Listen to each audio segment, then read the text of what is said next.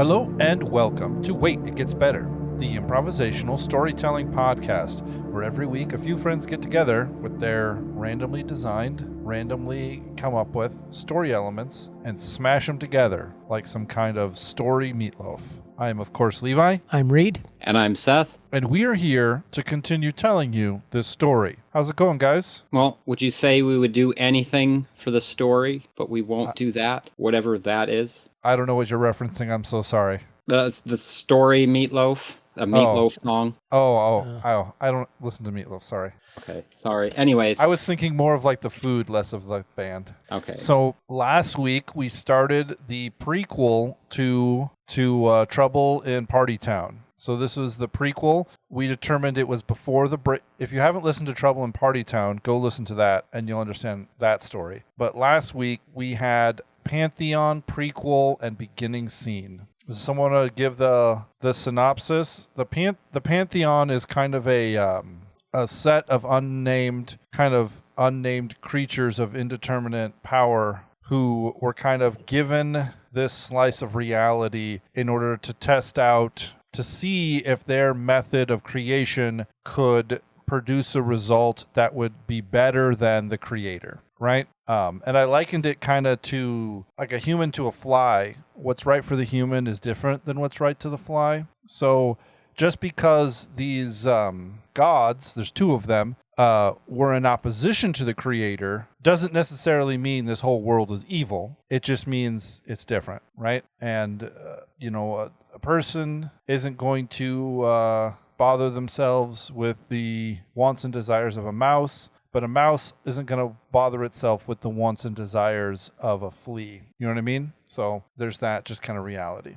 So the gods have created this world of dragons and humans and are trying to kind of get ready for a testing day where the creators will come back and kind of review their work and judge them whether their opposition to him was adequate and smart and a good idea. And I like the part where this was successful. These creatures that they created they kind of thrived. And there was these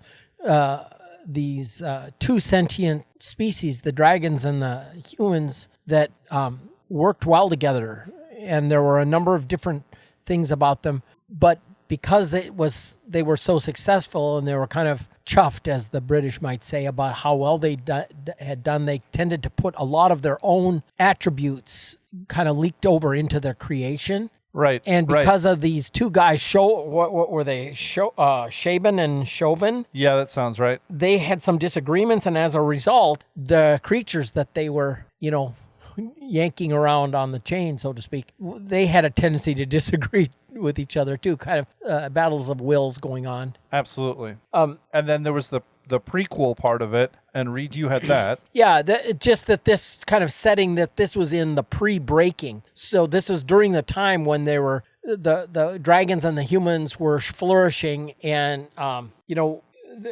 living in peace and kind of developing in parallel. Yeah. And then the beginning scene, Seth, is what you had. Correct. So then with the beginning scene, you have kind of the waking up of someone into this world that is finding and realizing that this is not it's a foreign place. And so I think story-wise, what you have kind of is a foreign element or a foreign character coming into this world. And I think last week we kind of likened it to, right, they're kind of setting this test area up to kind of test their ideas, getting ready for the kiln, right? Much like you would run a piece of pottery to kind of test it or whatever into the kiln to see if it holds up. And that then becomes part of what this is this character outside of their reality of what they're designed to understand, kind of coming in and turning the kiln on, if you would.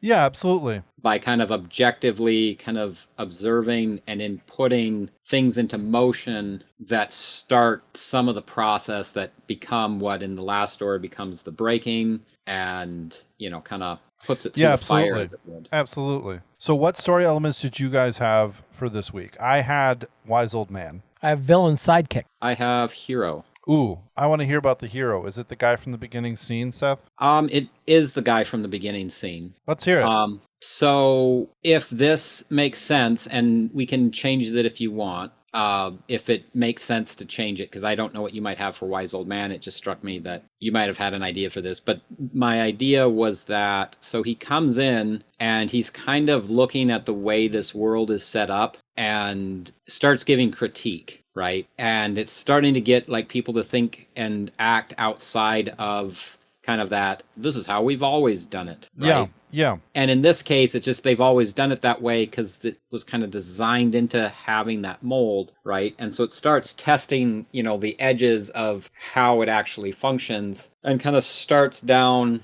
really the rollout of like people kind of pushing the edge of, well, why is it this way? Does it really work better if it's a different way? Or is this really how everything does work the best? And so over what do a you course, mean? What do you mean when you said? Okay, just give me an example when you said, "Why does it work this way?" What is an it in your brain? The world, the way it's structured, its hierarchy, it's the way that the things are interacting, the way that kind of like, and I mean, I'm not that I'm a huge fan of this exactly, but kind of like the idea, if it was really an organic thing, kind of that idea is like, well, why do we have a king instead of the people, people's voice being heard, right? Or why do we have a democracy when bringing in different thought to random women hanging around in ponds distributing swords is no basis for a system of government.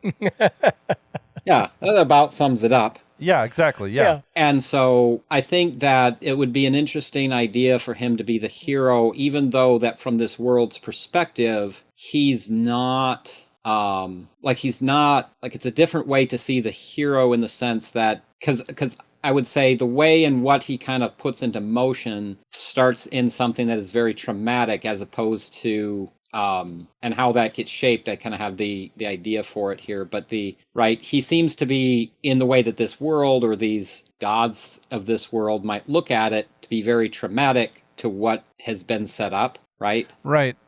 And so part of the reality is that the creator, if the creator sent them, he is going to ask the same questions and prod in the same way that this great rebellion that the creator just got done quelling did. And now the creator is kind of turning question around onto these gods and like, okay, you build your own thing, and then I'll come and ask you why. Oh, why does this doesn't make any sense? Not in kind of like a petulant child way, but in like, I think about, you were talking about last week, like building a tower and then coming around and poking and prodding it. And it essentially is in the same way that these gods poked and prodded the creator's world, right? Mm-hmm. So that's really interesting. I like that. And I think to bring it around too, where this is something that the gods of this world aren't expecting, right? I would say that it would seem like they're expecting like some grand, white glove inspection. See, we've set it up and everything's functioning well, so you're going to give us a pass. Right? See, we've got it,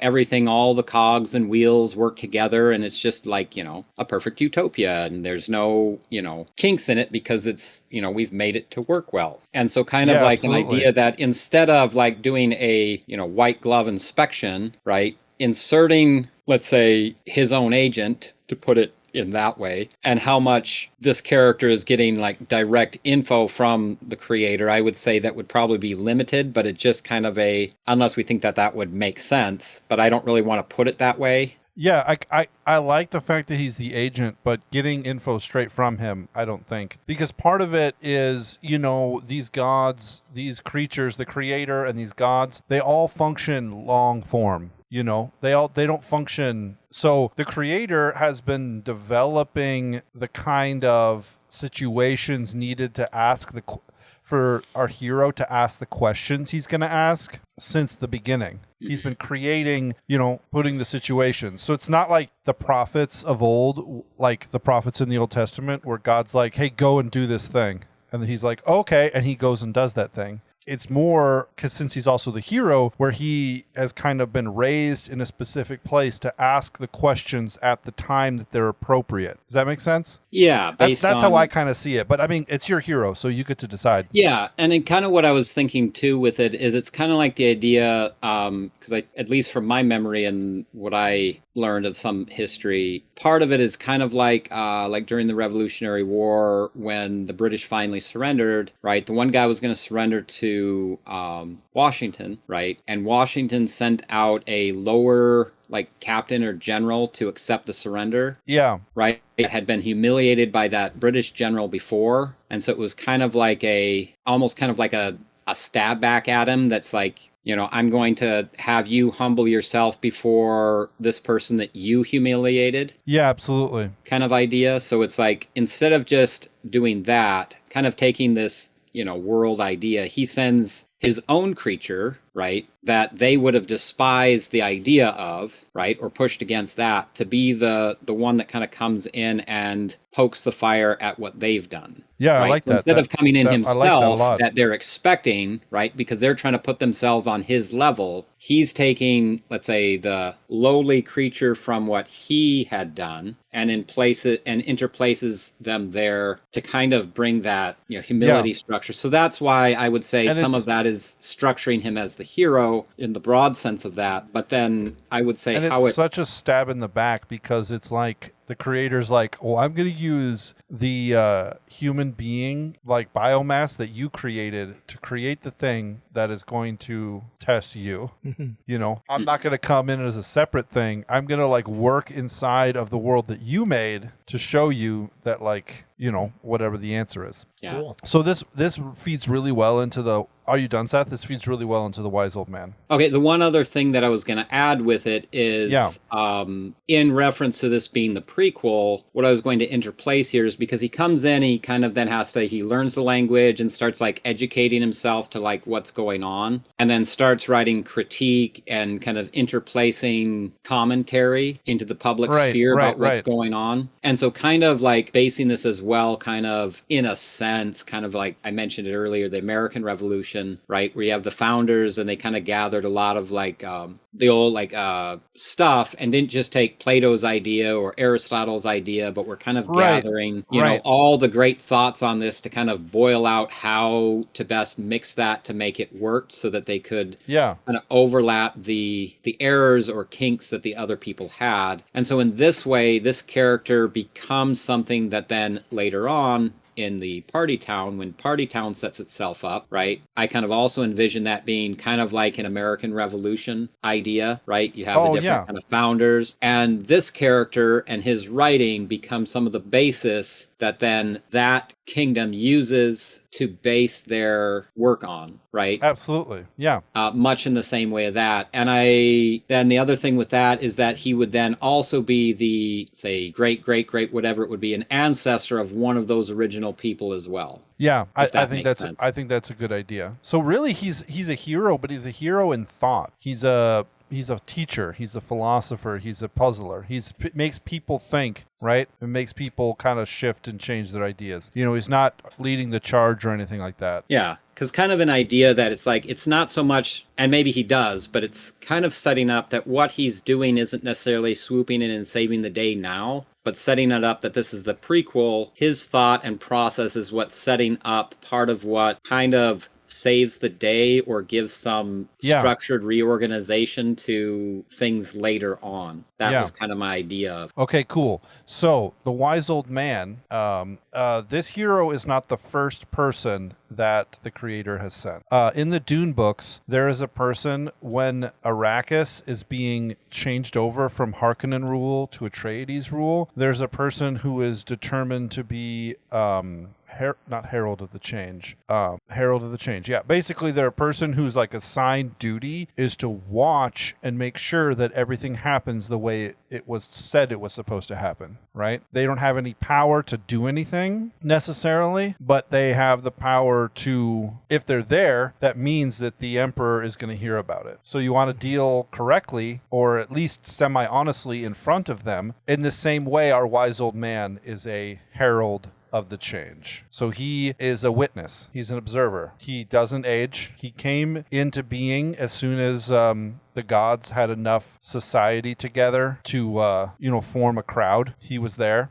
He can wear different faces should he want. He has power, He's been alive now for thousands of years. But his main duty, and there's a bunch of him, there's a bunch of them like him. Their main duty is to watch, is to look. They don't need to write a report. They have the eyes of the creator, right? So the creator looks through their eyes. The creator can view in many different ways, but the creator created them and sent them in order to be sort of the watchers.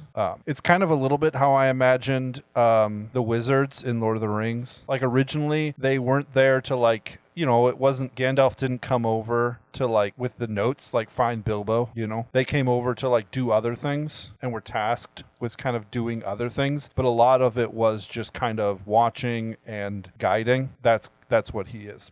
There are a bunch of them, or there were a bunch of them. But through the years, even so, one of the creators, because the creator is doing this, one of his biggest tenets is agency, right? The freedom to choose for yourself what world it is you will be, what kind of person you will be, right? So even though these are creatures created by the creator, directly, their thoughts and motivations instilled in them, created as full-grown creatures, some of them have turned aside throughout the years. And those are powerful and terrible. And those are the ones that have led to, because those are things that are working kind of against the gods. And I didn't imagine them as guys or girls. I just imagined they didn't really have a sex necessarily. But they're kind of working against them. And this is what I imagine a lot of the things that our hero speaks against, right? Because they're slow and eventual influence is what has caused some deep rot to happen.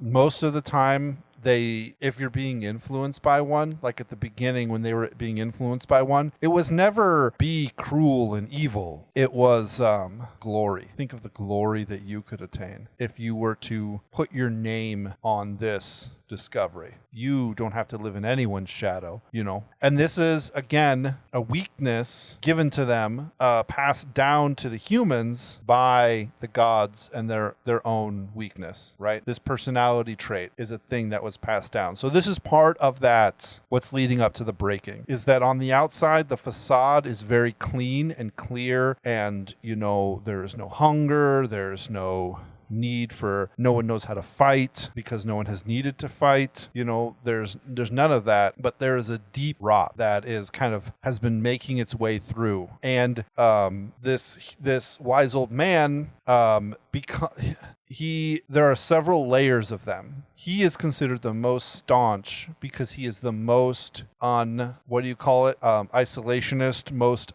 he will not lift his hand for anything. And then there's ones farther along who will lift their hands to protect people for what's right. And then there's ones farther along who will lift their hands to protect and create a society to do what's right. And then there's ones farther along who will, it just kind of gets more and more and more and more tainted as it goes along. But he watches. So throughout this book, it'll cut to him kind of seeing something and watching it and seeing kind of to the truth of it. And he never says it out loud, right? He never talks about it. But I think we talked about in the old Trouble in Party Town, I think we talked about there being kind of information of the age before, right? And that information of the age before herald these watchers as the gods, even though they aren't, right? And a lot of the information that Yellen in Trouble in Party Town is piecing together about the age before the breaking, about life with the dragons, about dragons in general, is information that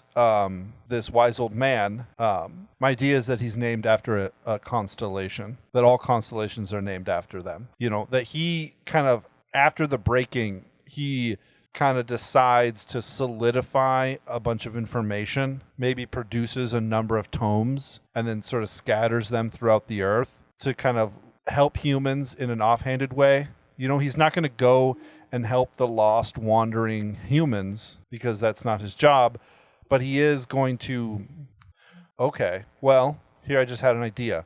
So what if the reason why he makes these tomes at the end of the breaking is because somehow the other beings like him, the other watchers like him, find a way to, in killing the hero or in obstructing the hero, or they find a way to kill the gods or to lock them out. And so now the wise old man can't, like, his transmissions to the creator are no longer happening. And so he is now like writing things down and hiding them throughout the earth in case of something. What do you think of that? Kind of long-winded. Cool. I apologize. No, that's all right. It's an interesting backdrop. I was just chuckling listening to you talk because of the juxtaposition between both what you and Seth have entered in with your characters, really rich, deep characters. Yeah. My villain sidekick is sort of the opposite. He goes by the moniker Flash, and he's a flashy character. And he is, shall we say, his impact is a mile wide and an inch deep.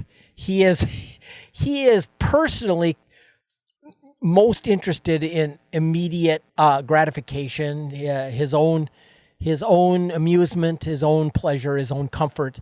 And he is kind of an imposing character. You notice him when he walks in the room. He's a big guy, imposing physically. He's fit. He's agile. He's a trickster. And I want to say his act isn't the right word. He's got a kind of a routine that he brings and then works it until, he kind of wears out his welcome and then moves on. And there's one of the aspects of him is that he managed early on to imprint a dragon that was of a very large clutch. And as a result, this dragon was somewhat stunted in genetic memory, especially in the spectrum of wisdom and virtue. He was skilled in the use of fire, a fire breather. He had a lot of, the memory that he did have was knowing which minerals to chew to create different types of fire. And of course, the trickster, because of the nature of this creation, he liked to use the fire of his dragon to, like I think the word that Seth used in the sequel, or the sequel to this story, is mesmerize in a magical way. And what you have here, this guy, the dragon, he could produce spectacularly brilliant flashes of white hot fire, and just flash, explosive. And Flash uses these. He uses this in his act, or I should say, his routine, to plant suggestion. And he's watching people as an astute. He's always looking for people's weaknesses, what motivates them, and he likes to implant suggestions that bring greed to the forefront. He's a flatterer. He brings, when there's somebody that looks like they would be, get in his way, he can bring discouragement, or he can bring,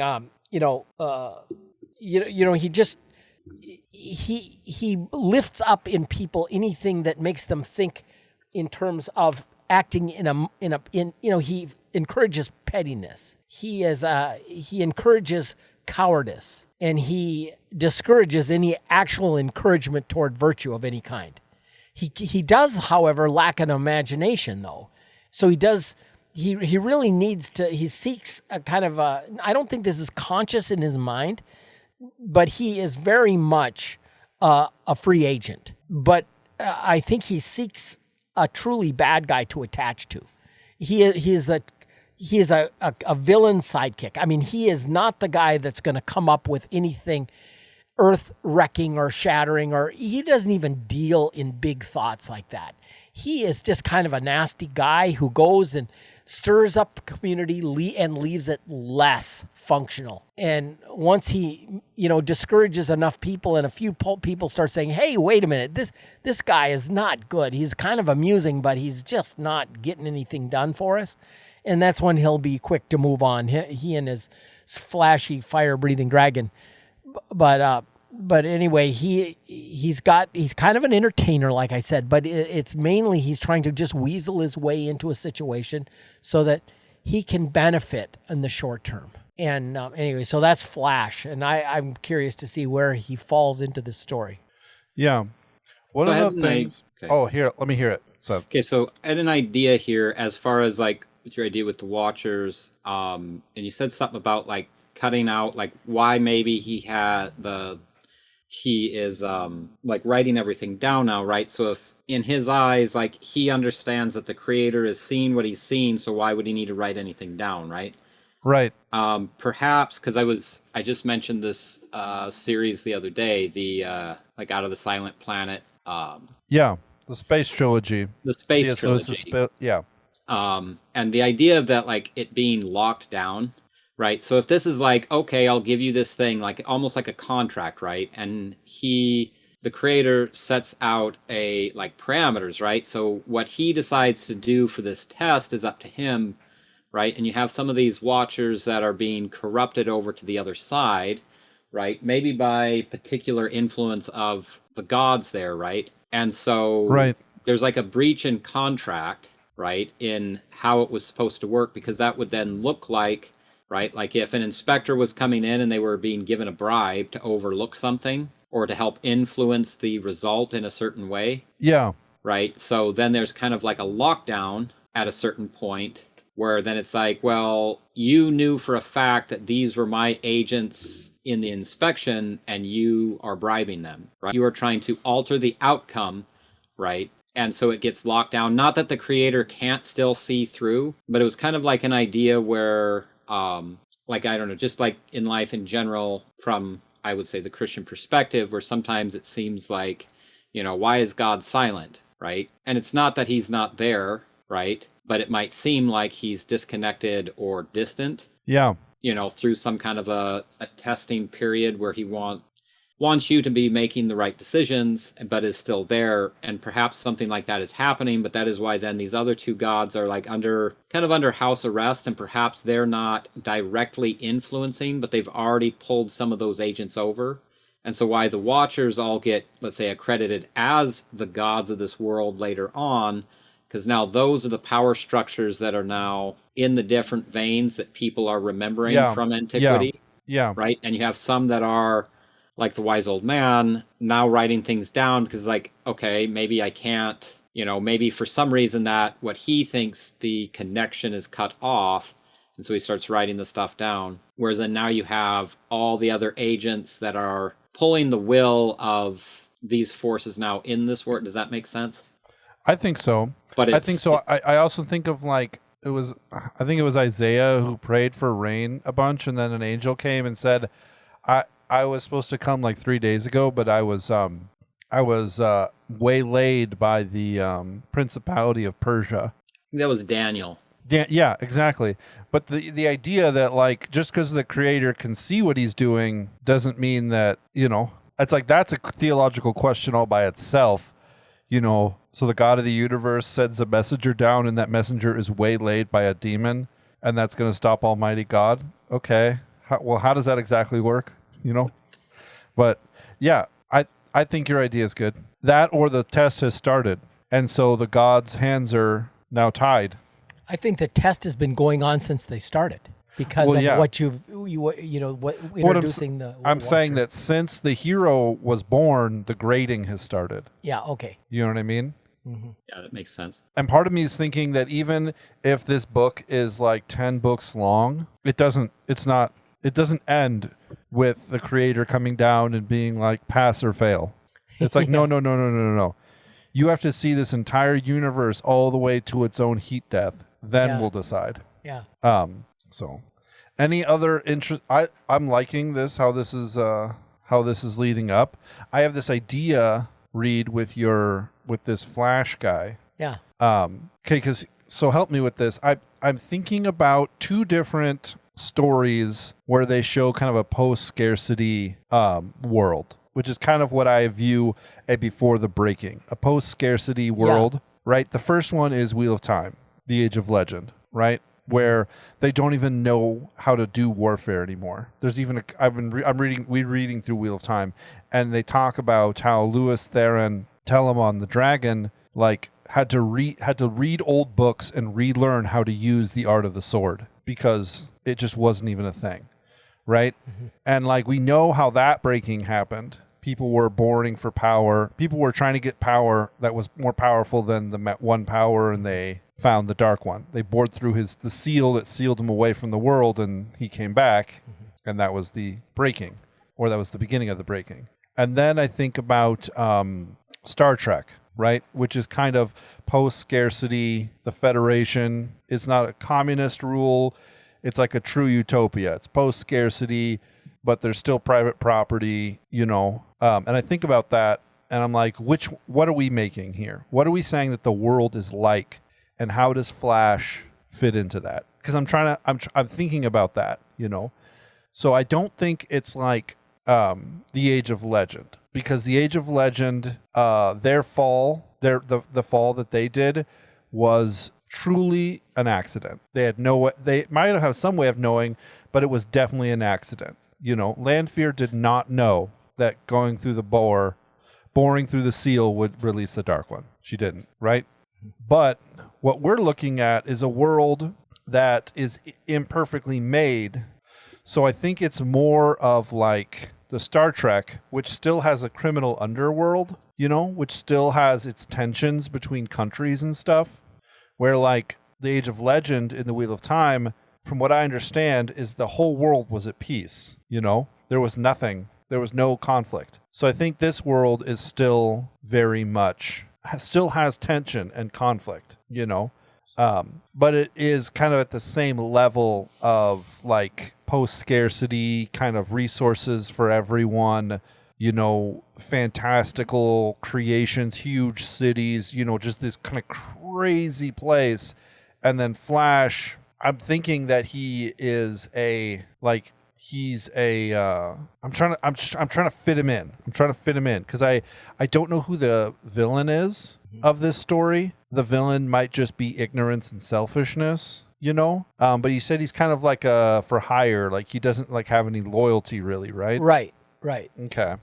Just to his own, you know, his own comfort, his own amusement. Just right. He's very in the right now. He's not he's not thinking great thoughts. Right. And so here's what I'm thinking. I'm thinking because because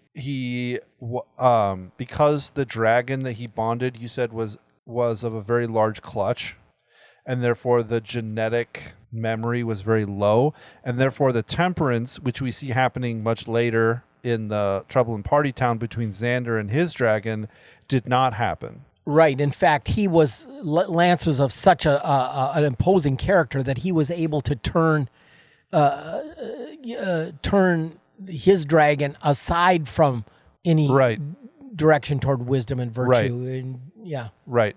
And so I think part of the thing is what I kind of see as part of the thing that's going to be explored here is that Lance's dragon was part of an initiative, a kind of factory farm dragon, if you will. Mm-hmm. Like, we need to produce more dragons so that more people have them. We need to turn this incredibly precious ritual and ceremony and coming of age thing into a mass-produced thing, you know? And he was the product of that, right? His dragon was his thing with his dragon. So instead of it tempering, he in fact was able to overwhelm his dragon, and it was a corruption of sorts, you know? He could be like a sociopath who doesn't have like the empathy and stuff, and therefore the dragon, it just kind of threw him out of balance, basically. I think another aspect to that, because one of the things going on that I think we established that brought to the breaking was some of the different people coming to these realizations and taking different sides of opinions, as in, well, then why do we need the dragons, or why do we need the humans, or then there should be less dragons, that way they're wiser, right? And so you have stuff like this which would cause the reaction, or a rightful reaction to a certain degree, from a group that says, oh, we can't have this. This is why we need to call out, and it would be better to have, a smaller clutch, right? Yeah. And kind of a reaction to what, Flash is doing, like a recognition that this is causing an issue, and to try to keep order, right? To keep order, well, we just have to, call out so that each clutch only has at most two eggs, right? And it's like, oh, that's destroying, right? It's like, well, we don't want this to happen, right? And so then it's like, well, Yeah. right. And then so that's, I don't know, that would be a way for that to come in. And maybe Flash has two dragons. Maybe that was like showing like a start of greed, where he had maybe a lesser dragon, which in this society would have put him a little bit lower. Yeah. Right. And then you have these, let's say, factory farms that then you could just buy, and they, let's say, run like some kind of trick so that you can basically pay enough money for them to forcefully imprint a second one. Right. I would say that this part of this is on the tail end of because oftentimes people make bad decisions not in a vacuum. They make bad decisions because of hard times or difficult things happening, or you know what I mean? So there was a plague that killed off a bunch of dragons, right? Ending bloodlines, ending opportunities, because these dragons take, it could be 40 years to grow up until they can start laying eggs. And we could even say that it's the end of their life once they lay eggs, because they pass on that genetic memory, and then that's it. So what I'm thinking of is that there was a plague, which is what the gods initially thought was the beginning of the test, the beginning of the kiln. And it was, to a degree, because it killed off a bunch of dragons and humans, but mostly dragons. And now we're kind of like 30 years past that. And what they're projecting is we're going to have to, something's going to have to happen. And so what they did is, instead, there are several things that happened from this.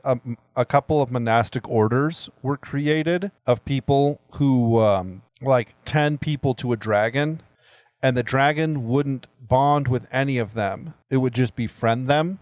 And so they would go up into the mountains, and they would learn to communicate with the dragon without being bonded, through conversation, or one person would be bonded and they would teach them, and the people would learn to curb their own themselves. They wouldn't need the forced temperance shifting that comes with being bonded to a dragon, and having your temperament kind of evened out, and like the better part of wisdom, and just the way that the gods developed it. It's like, that's one of the things that happened, was that hundreds of people went and learned how to deal without having a dragon and still being a functional human being, right? The other parts of them created these factory farms, or created ways to trick dragons to bond to more than one person. And this is what started to spoil the gene pool, but spoil the bond, spoil it, and change it to a place that corruption and what happened to Lance, was that his name, could happen, and things like that. Flash. Does that make sense? Yeah. So it's like there was a thing that happened, and that's what's kind of caused all these crazy kind of offshoots just within the last 100 years or something, to happen. And this is part of what's this heating up, this changing. And then our hero was born and begins and grows up, and then begins to kind of speak out against these things, and we'll have to wait for the next episode to figure out what happens to him. Does that sound good? Or you guys got anything else you want to add? I think that's a good place to stop it. Ladies and gentlemen, thank you so much for joining us for this episode of Wait, It Gets Better. We are enjoying this episode. I say we. I'm enjoying this episode. If you enjoy this episode, let me know. Send me an email at waititgetsbettercast@gmail.com, or message me on Twitter at @getsbettercast. If you like this episode, let me know. If you didn't like this episode, let me know. I'd love to hear about what you think about it. Any constructive criticism is great. Until next time, I just want to urge you all just to wait, because it gets better.